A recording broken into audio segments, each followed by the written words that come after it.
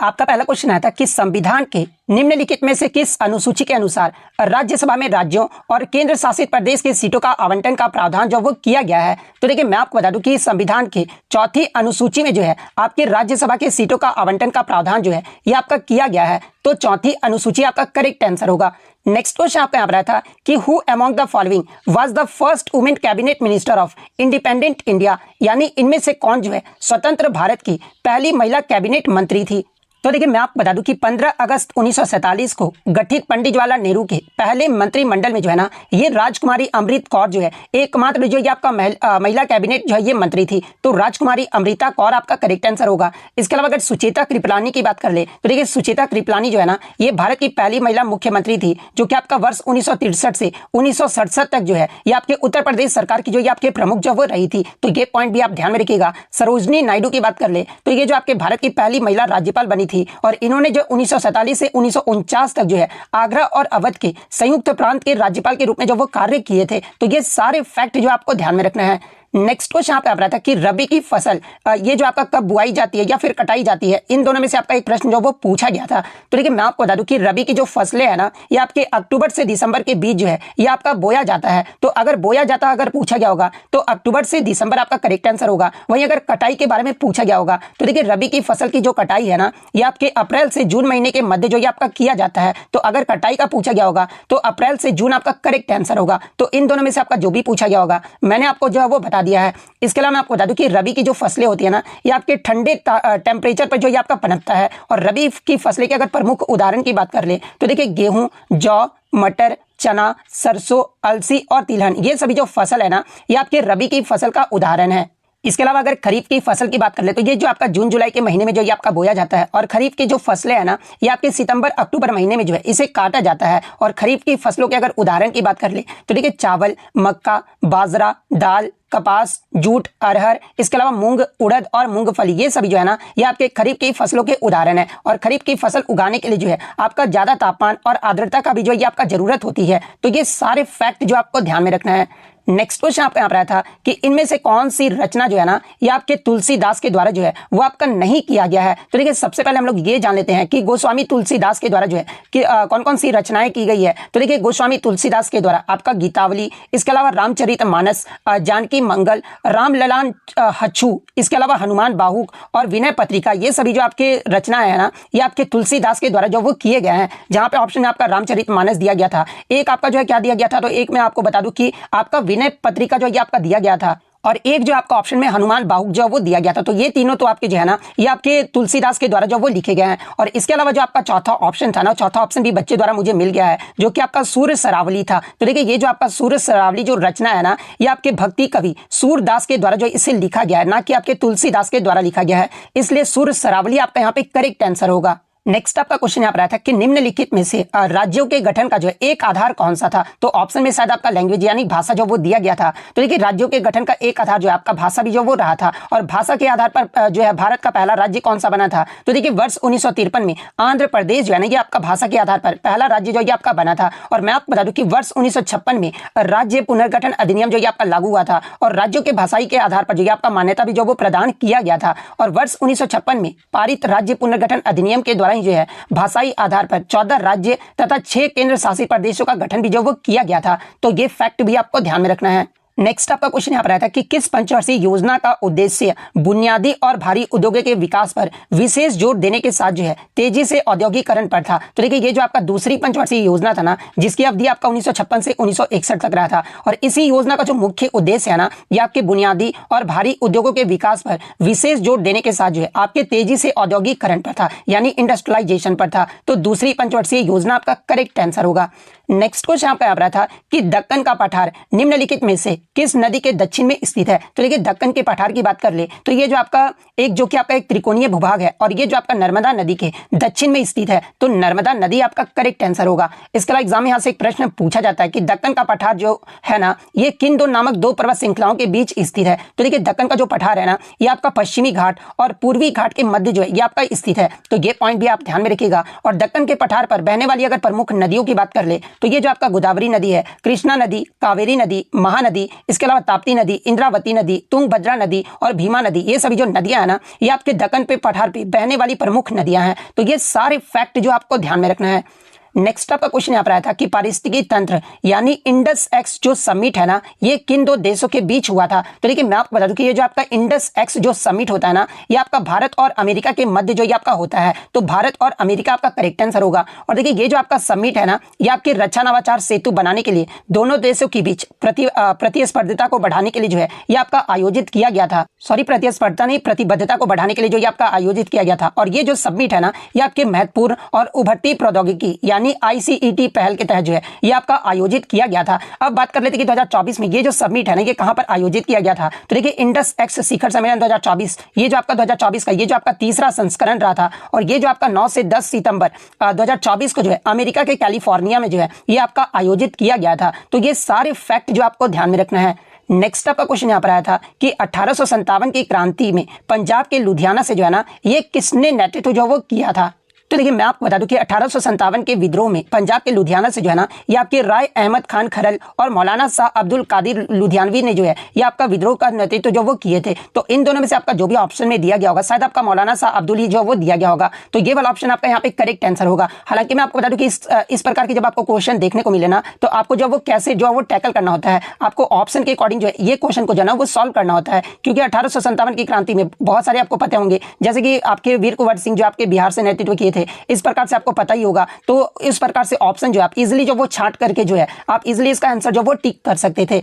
Next question आपका यहाँ पर था कि which among the following is not a constitutional body, यानी निम्नलिखित में से कौन सा जो है भारत में संवैधानिक निकाय नहीं है। यहाँ पे क्वेश्चन आपका नहीं जो वो पूछा गया था। तो देखिए मैं आपको बता दूं कि भारत में संवैधानिक निकाय कौन कौन से होते हैं। तो देखिए आपके ऑप्शन में जो आपका UPSC दिया गया था, तो देखिए ये जो आपका संघ लोक सेवा आयोग है ना, एक आपका जो वो संवैधानिक निकाय है। वित्त आयोग भी आपका संवैधानिक निकाय है। इसके अलावा NCSC यानी राष्ट्रीय अनुसूचित जाति आयोग, जो कि आपका अनुच्छेद 338 के तहत जो है एक आपका भारतीय संवैधानिक निकाय, तो ये भी आपका संवैधानिक निकाय है। इसके अलावा भारत निर्वाचन आयोग भी जो आपका संवैधानिक निकाय है। लेकिन आपका एक ऑप्शन में दिया गया था राष्ट्रीय हरित अधिकरण जो वो दिया गया था। तो देखिए ये जो आपका NGT है ना, ये आपका जो एक संवैधानिक निकाय नहीं है, जो कि आपका एक वैधानिक निकाय है। तो इसलिए NGT जो आपका यहाँ पे करेक्ट आंसर होगा।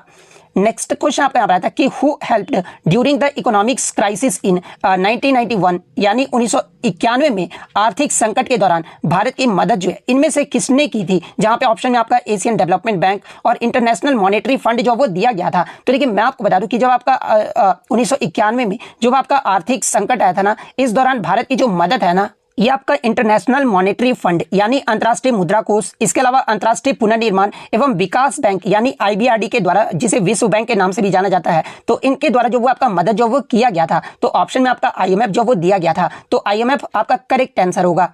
नेक्स्ट क्वेश्चन आपका यहाँ पर आया था 32 जो विधानसभा सीट है ना, ये इनमें से किस राज्य की है। तो ऑप्शन में आपका सिक्किम जो वो दिया गया था। तो देखिए सिक्किम में जो विधानसभा की जो सीटों की संख्या है ना, ये आपका 32 है। तो सिक्किम आपका यहाँ पे करेक्ट आंसर होगा। इसके अलावा बात कर ले किस राज्य में विधानसभा सीट जो वो सबसे ज्यादा है। तो देखिए उत्तर प्रदेश में जो है ना आपके विधानसभा की सीट जो वो सबसे ज्यादा है। अब बहुत सारे बच्चे बोलेंगे सर आपने यहाँ पर 40 लिखा है। तो हाँ, मैं ये 40 इसलिए लिखा हूँ ना कि आप लोग PDF में आप लोग थोड़ा गलत पढ़ लेंगे, ठीक है। क्योंकि PDF में आपको वीडियो देखेंगे नहीं और PDF पढ़ लेंगे। तो मैं आपको बता दूं कि उत्तर प्रदेश में जो विधानसभा का सीट है ना, ये आपका 403 है। इसलिए मैं आपको यहाँ पर जो है वीडियो पहले बोलता हूँ कि वीडियो आप देख लीजिए, फिर आप PDF पढ़ा कीजिए, ठीक है। तो उत्तर प्रदेश में विधानसभा की जो सीट है ये आपका कितना है, तो ये आपका 403 है। इसके अलावा अगर बात कर ले लोकसभा की सीट कितनी है उत्तर प्रदेश में, तो देखिए सबसे ज्यादा राज्यों में आपका लोकसभा का जो सीट है ना, ये आपका उत्तर प्रदेश में है, जो कि आपका 80 सीट है। और राज्यसभा की सीट उत्तर प्रदेश में कितना है, तो ये आपका 31 सीट है। तो ये सारे फैक्ट जो आपको ध्यान में रखना है। नेक्स्ट आपका क्वेश्चन यहाँ पर आता है कि हॉर्नबिल उत्सव कितने दिन तक जो ये आपका मनाया जाता है। तो देखिए हॉर्नबिल महोत्सव जो है ना, ये आपका 10 दिनों तक जो ये आपका मनाया जाता है। और ये जो आपका प्रत्येक वर्ष 1 से 10 दिसंबर के बीच जो है पूर्वोत्तर भारत का राज्य नागालैंड राज्य में जो ये आपका आयोजित किया जाता है। तो 10 दिन आपका करेक्ट आंसर होगा। और देखिए हॉर्नबिल उत्सव को ही जो है ये आपका त्योहारों का त्योहार भी जो वो कहा जाता है। तो ये फैक्ट भी आपको ध्यान में रखना है। नेक्स्ट आपका क्वेश्चन यहाँ पर आता है कि अक्टूबर 2024 तक भारतीय रिजर्व बैंक के जो है ना ये गवर्नर कौन थे। तो देखिए अक्टूबर 2024 तक अगर मैं बात कर लूं तो भारत के जो आपके रिजर्व बैंक के गवर्नर थे ना, ये आपके शक्तिकांत दास थे, जो कि आपके 25वें नंबर के थे। तो शक्तिकांत दास आपका करेक्ट आंसर होगा। और देखिए मैं आपको बता दूं कि 11 दिसंबर 2024 से भारत के जो आपके वर्तमान में आपके भारतीय रिजर्व बैंक के जो गवर्नर है ना, ये आपके संजय मल्होत्रा हैं, जो कि आपके 26वें नंबर के हैं। तो ये फैक्ट भी आपको ध्यान में रखना है। जब आपसे क्वेश्चन में 11 दिसंबर के बाद पूछा पूछा जाए तो फिर आपका संजय मल्होत्रा आपका करेक्ट आंसर होगा। नेक्स्ट आपका क्वेश्चन यहाँ पर आया था कि हड़प्पा सभ्यता का आय का जो मुख्य स्रोत रहा था ना, ये आपका क्या रहा था। तो देखिए हड़प्पा सभ्यता जिसे आपका सिंधु घाटी सभ्यता भी कहा जाता है, और इसका आय का जो मुख्य स्रोत है ना, ये आपका कृषि, पशुपालन, इसके अलावा उद्योग, व्यापार और वाणिज्य रहा था। तो ऑप्शन में आपका कृषि और वाणिज्य यानी एग्रीकल्चर और कमर्शियल जो वो दिया गया था, तो एग्रीकल्चर और कमर्शियल यानी कृषि और वाणिज्य आपका करेक्ट आंसर होगा।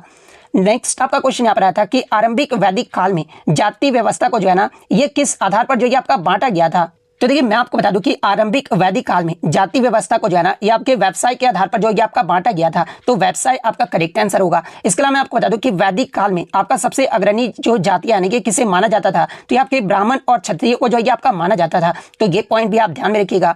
नेक्स्ट आपका क्वेश्चन यहाँ पर आया था कि which state is the largest producer of cotton in India, यानी भारत का कौन सा राज्य जो है कपास का सबसे बड़ा उत्पादक राज्य है। तो देखिए अगर मैं 2023-24 के अकॉर्डिंग अगर मैं बात कर लूं, तो देखिए 2023-24 में भारत का जो कपास का सबसे बड़ा जो उत्पादक राज्य है ना, ये आपका गुजरात राज्य है, और दूसरे स्थान पे जो ये आपका महाराष्ट्र राज्य है। तो अगर ऑप्शन में आपका गुजरात दिया गया होगा तो गुजरात आपका करेक्ट आंसर होगा। अगर गुजरात ऑप्शन में नहीं दिया गया होगा तो फिर आपका महाराष्ट्र जो आपका करेक्ट आंसर होगा। नेक्स्ट आपका क्वेश्चन यहाँ पर आया था कि भारतीय संविधान का ये जो आपका 55वां जो संविधान संशोधन है ना, ये आपका किससे संबंधित है। तो देखिए 95वें अगर संविधान संशोधन की बात कर ले तो ये जो आपका अनुसूचित जातियों और अनुसूचित जनजाति के लिए आरक्षण और लोकसभा और राज्य विधानसभा में जो है एंग्लो इंडियन के प्रतिनिधित्व से जो ये आपका जुड़ा हुआ है, और इसे आधिकारिक तौर पर जो है आपका ये जो अधिनियम है ये आपका कब पारित किया गया था, तो ये आपका वर्ष 2009 में जो ये आपका पारित किया गया था। और इसी संशोधन के जरिए आरक्षण और प्रतिनिधित्व की अवधि को जो है ना, ये आपका 26 जनवरी 2020 तक जो ये आपका बढ़ा दिया गया था। तो ये वाला पॉइंट आपका यहाँ पे करेक्ट आंसर होगा। नेक्स्ट आपका क्वेश्चन यहाँ पर आया था कि प्रतिभा पाटिल जो है ये कब भारत की राष्ट्रपति बनी थी। तो देखिए प्रतिभा पाटिल जो है ना, ये आपका 25 जुलाई 2007 को जो है भारत के 12वें राष्ट्रपति के रूप में जो है ये पदभार जो वो ग्रहण किए थे। तो 2007 आपका यहाँ पे करेक्ट आंसर होगा। नेक्स्ट आपका क्वेश्चन यहाँ पर आया था कि वेदों की ओर लौटो का जो नारा है ना, ये किसने दिया था। तो देखिए वेदों की ओर लौटो का जो नारा है ना, ये आर्य समाज के संस्थापक स्वामी दयानंद सरस्वती के द्वारा जो वो दिया गया था। तो स्वामी दयानंद सरस्वती आपका करेक्ट आंसर होगा। और स्वामी दयानंद सरस्वती का जो जन्म है ना, ये आपका 12 फरवरी 1824 को जो है गुजरात के टंकारा में हुआ था, और इनके बचपन का नाम एग्जाम में पूछा जाता है। तो देखिए स्वामी दयानंद सरस्वती के बचपन का जो नाम था ना, ये आपका मूल शंकर था, और इन्हीं के द्वारा यानी स्वामी दयानंद सरस्वती के द्वारा ही जो है ये आपका आर्य समाज की स्थापना जो है ना, ये आपका 7 अप्रैल 1875 को बॉम्बे में जो वो किया गया था। तो ये सारे फैक्ट जो आपको ध्यान में रखना है। नेक्स्ट आपका क्वेश्चन यहाँ पर आया था, यहाँ पर क्या लिखा गया आप ये मत सुनिए, ठीक है। यहाँ पर मैं क्या बोल रहा हूँ वो आप ध्यान से सुनिए। सागा दावा जो है आपका एक बौद्ध धर्म का त्योहार है, ये किस राज्य में मनाया जाता है। यहाँ पर राज्य के बारे में जब वो पूछा गया था, तो देखिए मैं आपको बता दूं कि सागा दावा जो कि आपका बौद्ध धर्म का त्योहार है, और ये जो त्योहार है ना, ये आपके महायान बौद्धों के लिए सबसे पवित्र माना जाता है। और ये जो त्योहार है ये आपका सिक्किम राज्य में जो ये आपका मनाया जाता है। तो सिक्किम आपका यहाँ पे करेक्ट आंसर होगा। इसके अलावा अगर बात कर ले, ये जो आपका सागा दावा त्योहार है ये किस महीने में मनाया जाता है। तो देखिए हिंदू कैलेंडर के अनुसार या फिर बौद्ध चंद्र कैलेंडर के चौथे महीने की जो है पूर्णिमा को ये जो आपका त्योहार है ना, ये आपका मनाया जाता है। तो ये पॉइंट भी आपको ध्यान में रखना है। नेक्स्ट आपका क्वेश्चन यहाँ पर आया था कि who is the present chairperson of the national commission for women, यानी वर्तमान में राष्ट्रीय महिला आयोग की जो अध्यक्ष है ना, ये कौन है। तो देखिए वर्तमान में राष्ट्रीय महिला आयोग की जो अध्यक्ष है ना, ये आपके विजया किशोर रहाटकर है। तो विजया किशोर रहाटकर आपका करेक्ट आंसर होगा। इसके अलावा बात कर ले पहला आयोग जो है यानी राष्ट्रीय महिला आयोग का जो पहला आयोग है ये कब गठित किया गया था। तो ये आपका 31 जनवरी 1992 को जो ये आपका गठित किया गया था, और इसकी जो पहली अध्यक्ष है ना, ये आपके सुश्री जयंती पटनायक जो वो बनी थी। दूसरी आयोग की बात कर ले तो ये आपका जुलाई 1995 में आपका गठित किया गया था, और इसकी जो अध्यक्ष है ना, ये आपके डॉक्टर मोहिनी गिरी रही थी। तीसरे आयोग का जो गठन है ये आपका जनवरी 1999 में किया गया था, और इसकी जो अध्यक्ष है ना, ये आपके सुश्री विभा पार्थ सारथी रही थी। तो ये सारे फैक्ट जो आपको ध्यान में रखना है। नेक्स्ट आपका क्वेश्चन यहाँ पर था कि what does Hooke's law state, यानी हुक का जो नियम है ना, ये क्या बताता है। तो देखिए हुक का जो नियम है ना, ये किसी वस्तु पर लगाए गए बल और उसके विस्थापन के बीच का रिलेशन को जो वो बताता है। और ये जो आपका प्रतिबल यानी स्ट्रेस और विकृति यानी स्ट्रेन के समानुपाती होता है। तो शायद ऑप्शन में आपका स्ट्रेस और स्ट्रेन ही जो आपका दिया गया था। तो ये वाला ऑप्शन आपका यहाँ पे करेक्ट आंसर होगा। इसके अलावा मैं आपको बता दूं कि हुक के नियम का जो गणितीय सूत्र होता है ना, ये आपका F=kx होता है। तो ये पॉइंट भी आप ध्यान में रखिएगा। नेक्स्ट क्वेश्चन आपका यहाँ पर आया था, आरबीएल बैंक के द्वारा पेश विजय फिक्स्ड डिपॉजिट जो है ना, ये कितना दिवसीय फिक्स्ड डिपॉजिट है, यानी इसमें जो आपका कितना दिन का जो है फिक्स्ड डिपॉजिट जो वो होता है। तो देखिए मैं आपको बता दूं कि हालिया जानकारी के अनुसार आरबीएल बैंक द्वारा पेश विजय फिक्स्ड डिपॉजिट एक आपका 500 दिवसीय फिक्स्ड डिपॉजिट है, जिसे भारत के स्वतंत्रता दिवस के उपलक्ष्य में जो है इसे आपका लॉन्च किया गया था। और ये जो आपका 3 करोड़ रुपए से कम की जमा राशि पर जो है विशेष ब्याज दर पर जो ये आपका प्रदान करता है। तो 500 दिवसीय आपका यहाँ पे करेक्ट आंसर होगा। और एक चीज मैं देखते आ रहा हूं कि जो भी मतलब करंट अफेयर्स के प्रश्न आ रहे हैं ना, लगभग आपके 10 से 12 या फिर 12 प्लस ही आपके जो करंट अफेयर्स के प्रश्न आ रहे हैं। लेकिन मैं जहां तक समझ पा रहा हूं कि जितने भी आपके करंट अफेयर्स के प्रश्न है, कोई मैं ऐसा यूट्यूब चैनल नहीं देखा जहां पे इस प्रकार के करंट अफेयर्स आपके पढ़ाए जाते होंगे। इजी करंट अफेयर्स पढ़ा दिए जाते हैं और बच्चे भी गुमराह हो जाते हैं, पूरा व्यूज दे जाते हैं उन लोगों को। तो मैं बोलना चाहता हूं कि आप लोग क्वेश्चन के पैटर्न को समझिए, किस प्रकार का आपका करंट अफेयर जो वो पूछा जा रहा है। आजकल भी लोग क्या कर रहे हैं कि करंट अफेयर्स पे वीडियो पार्ट 1, पार्ट 2, पार्ट 3 ऐसे बना दे रहे हैं और बच्चे भी देख रहे हैं, लेकिन ये नहीं देख रहे कि किस प्रकार का प्रश्न पूछ रहा है। क्या ये प्रश्न किसी ने करंट अफेयर्स में आपको कराया? इस प्रकार का प्रश्न आप ही खुद अंदर से ही अंतरात्मा आपका जवाब दे देगा। तो इसलिए मैं बोल रहा हूं कि अपनी टाइम की कीमत को आप समझिए, ठीक है। इधर उधर मत भटकिए, आप जितना आपने पढ़ा है उसी पर आप फोकस कीजिए। करंट अफेयर्स के चक्कर में अभी मत रहिए, क्योंकि जिस प्रकार का करंट अफेयर्स आ रहा है ना, आपको यूट्यूब पर नहीं मिलेगा। मैं तो आपको यही बोलूंगा कि आपने जिस भी किताब पढ़ रखा है तो उस पर आप सेल्फ स्टडी पे आप रिलाई कीजिए, ठीक है। आपको वही बेस्ट है। आपको कोई यूट्यूब चैनल अभी जो है ना, उनको खुद पैटर्न नहीं पता कि किस प्रकार का करंट अफेयर्स पूछा जा रहा है। बस इजी क्वेश्चन लेके आ रहे हैं और बच्चों को लग रहा है अरे सर मेरा तो बहुत ज्यादा मतलब मुनाफा कर रहे हैं। अरे तो वो अपने लिए मुनाफा कर रहे हैं, आपके लिए नहीं, ठीक है। तो आपको मैं यही गाइडेंस अभी दूंगा कि आप जो भी करंट अफेयर्स की वीडियो प्रोवाइड कर रहा है ना, उनको क्वेश्चन का बिल्कुल भी आइडिया नहीं है। आप उनके मतलब कि ठीक है देखो आपका मन है, लेकिन मैं आपको बता दूं कि उससे आपको कोई भी हेल्प नहीं मिलने वाला है, बल्कि आप वहां पे जो वो गुमराही होने वाले हो। और मुझे इसलिए बुरा लगता है क्योंकि मैं दिल से चाहता हूं कि आपका भला हो। आप लोग बस गुमराह होते जाते हो और वो लोग गुमराह करते हैं। इसलिए मैं जो भी अंतरात्मा से मेरी आवाज आती है मैं आपके सामने जो है वो कह देता हूं। नेक्स्ट अगर बात करें क्वेश्चन की, तो देखिए निम्न में से कौन सा लक्षद्वीप समूह का जो है ना ये सबसे दक्षिणी द्वीप है? तो देखिए मैं आपको बता दूं कि ये जो आपका मिनिकॉय द्वीप है ना, ये लक्षद्वीप समूह का सबसे दक्षिणी द्वीप है। तो मिनिकॉय द्वीप आपका यहाँ पे करेक्ट आंसर होगा। नेक्स्ट आपका क्वेश्चन यहाँ पर आया था कि किस शहर को भारत का सिलिकॉन वैली भी जो ये कहा जाता है? तो देखिए ये जो आपका बेंगलुरु शहर है ना, इसे आपका सिलिकॉन वैली जो वो कहा जाता है। तो बेंगलुरु आपका यहाँ पे करेक्ट आंसर होगा।